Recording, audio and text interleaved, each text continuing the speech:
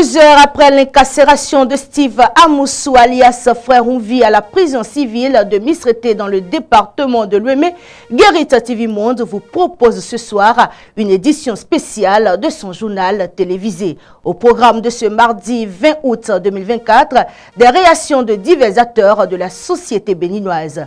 Politiques, juristes, citoyens et religieux, tous s'expriment sur cette affaire qui secoue l'opinion publique. Mesdames et messieurs, bonsoir et bienvenue. On se retrouve juste après ceci.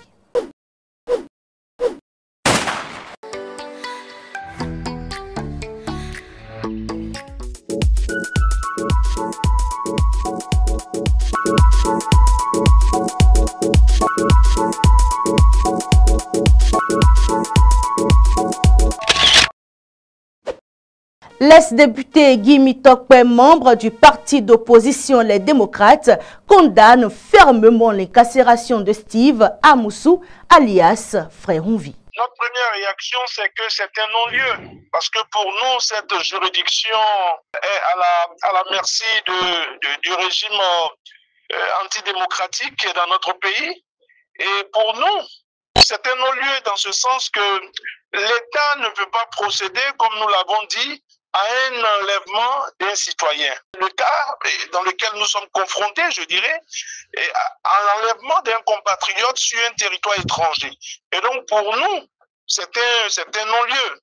Et nous pensons que l'État, le régime actuel est dans sa disposition, celle de faire taire toutes les voix discordantes. Et donc pour nous, la première des choses, c'est que sur la forme, il n'y a pas de procès à avoir. Il n'y a pas de procès à avoir parce qu'il faut purement et simplement procéder à le relâcher plutôt, je dirais. La victime a relaté ce qui s'est passé et aucunement la victime n'a fait mention de l'intervention je dirais, des autorités togolaises dans son enlèvement. Donc ce à quoi nous faisons face, nous l'avons dit, nous le martelons, c'est un enlèvement, c'est un rapt. Et nous continuons de croire qu'un État qui se respecte ne peut pas procéder ainsi. Ce n'est pas la première fois que des personnes qui n'étaient pas pour autant désirées chez elles se sont réfugiées dans un pays voisin. Mais quand on les recherche, il y a la procédure à suivre. Il y a un mandat d'amener ou un mandat d'arrêt à émettre. Et avec Interpol, on fait ce qu'il y a à faire. Mais là, il s'agit d'un enlèvement purement et simplement. Il n'y a pas de face cachée. Il ne saurait même avoir de face cachée. Il s'agit ici d'un compatriote qui a eu le courage de dénoncer un certain nombre de choses. Et donc, ce régime étant réfractaire à tous ceux qui disent la vérité, ce régime étant réfractaire à tous ceux qui prennent le contre-pied de ce qu'il prône. Et donc, il a été loisible dans 8 ans de constater qu'il a emprisonné pas mal de compatriotes et qu'il a poussé à l'exil aussi pas mal de compatriotes. Et donc, pour nous, au niveau des partis d'opposition aujourd'hui, il s'agit de prendre fait et cause pour un compatriote qui est persécuté. Il s'agit de prendre fait et cause pour un compatriote qui a été enlevé. Donc, il n'y a pas d'autre motif que les motifs dont je viens de parler. Bon, je n'ai pas envie de revenir sur les chefs d'accusation évoqués, mais il parle d'entrave au code du numérique, il parle de rébellion et un certain nombre de choses. Pour nous, ce n'est pas des choses sur lesquelles il faudrait revenir, parce que pour nous, il est hors de question qu'on puisse évoquer même ces éléments, parce qu'il a été enlevé et nous nous en tenons à ça. Pour nous, je continue de dire que nous restons mobilisés. Il y a appelé encore à nos compatriotes de se mobiliser pour le 7 octobre 2024. Nous restons mobilisés jusqu'à ce qu'on le relâche parce que il a été enlevé et c'est ce que nous savons et nous pensons aussi que, je le disais tantôt, cette juridiction est à la merci du régime et donc il ne saurait avoir de procès équitable avec une juridiction qui est à la merci du régime. Le politologue Gilles Goyi, quant à lui, rejette en bloc les propos de l'ancien député Guy Mitokpe et critique les chroniques de Frère Ouvi. Ovationner un traître pareil est simplement un sacrilège, une prime à la désacralisation du sacré, un encouragement au blasphème. On ne devrait pas encourager ça. C'est pour ça que, en bon initié, j'ai été scandalisé quand certains notables supposément initiés soutiennent et ovationnent celui-là qui n'est rien d'autre qu'un novice. Vous me demandez maintenant s'il mérite la prison. Oui, même 100 000 fois. Et il faut qu'il y soit pour longtemps, j'insiste, parce que le Bénin qui se construit harmonieusement bien sous la gouvernance éclairée du président Patrice Talon n'a pas besoin de pareils troublions, de ce genre de spécimens de trouble-fête qui se servent et qui ne servent qu'à polluer l'esprit des honnêtes citoyens, donc à égarer les âmes sensibles et à les distraire. Une équipe de la rédaction a rencontré Paul Dehoumont, conseiller communal du bloc républicain à la mairie d'Avrancourt. Découvrons ensemble sa réaction sur le dossier Frère Onvi. Nous sommes devant la criette. La criette m'a toujours paru comme une juridiction d'exception, avec des sanctions fortes. Les délibérations sont souvent trop forcées. Un forcing des droits. Mais les chefs d'accusation alignés ne sont pas encore, disons, vérifiés. C'est certainement ce matin qu'on a dit à M. Onvi ce qu'on lui reproche. Et on dit que l'audience, c'est pour le 7. Donc ces avocats, et puis ils vont prendre le dossier en main et vont demander où sont les éléments d'accusation, parce qu'il ne s'agit pas d'affirmer. Il faudrait qu'ils sortent les éléments d'accusation. Et devant ces éléments d'accusation, les gens, il y aura un débat de droit autour, et jusqu'à ce qu'on va voir quelle tendance, quelle partie, est-ce que c'est l'État qui a raison, est-ce que c'est le prévenu, on ne veut pas encore parler de l'accusé, le prévenu qui a raison. Je ne réagis pas par rapport au chef d'accusation, je réagis par rapport à sa réaction, à sa posture au niveau du tribunal, comment lui-même réagit par rapport à ce dont on l'accuse, comment est-ce que les avocats vont réagir. Ouais, la vérité, hein, se finit toujours par triompher. Donc, quand vous voyez quelqu'un, deux personnes parler, celui qui dit la vérité, on le sent. Dans la narration, dans les motivations, dans les articulations, on sent où se trouve la vérité. Ces droits ont été violés parce qu'il n'a pas eu l'occasion de s'exprimer, de se défendre avant qu'on l'amène. Et vu ce que son avocat a dit par rapport à sa déportation au Bénin, on peut utiliser le mot maintenant, passons par du kidnapping. Donc il a été violenté, cagoulé, tout ça, jusqu'à arriver à Cotonou. Quand on entend tout ça, on n'est pas dans un truc d'arrestation normale. Pour Bertin Kouvi, ancien exilé politique et membre du bloc républicain, il s'agit bel et bien d'une procédure judiciaire normale. Il formule ici quelques recommandations. Steve Amoussou, dit frère Onvi, mais fait face à son destin. Et depuis aujourd'hui, il aurait été il a été mis sous mandat de dépôt. C'est la procédure normale. On ne peut pas faire plus d'un certain nombre de jours en garde à vue. Si présenté au procureur, on ne le libère pas sur le champ. Il ne peut plus retourner à la police. Il ne peut qu'aller en prison provisoirement.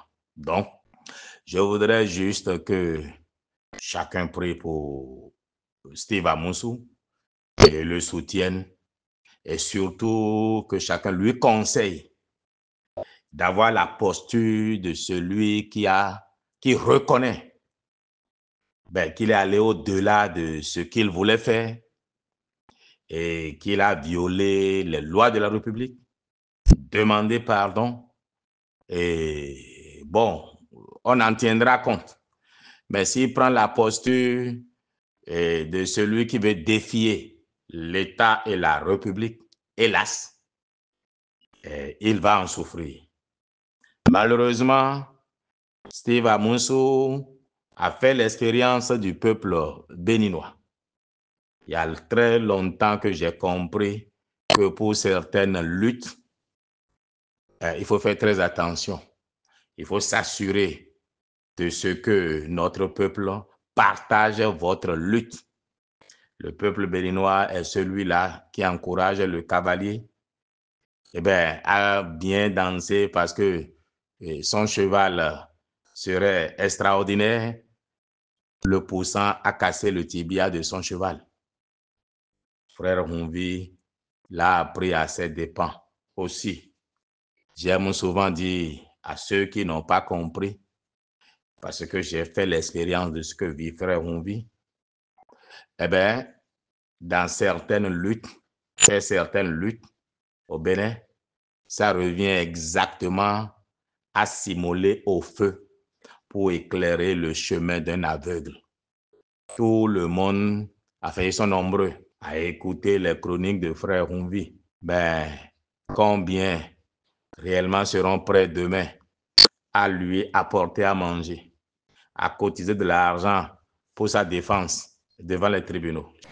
Suite à l'incarcération de Steve Amusu alias Frère Humvi, Shamzine Badarou a contacté l'un de ses avocats par téléphone. Écoutons maître Victorien Olatondi Fadé, avocat au barreau du Bénin.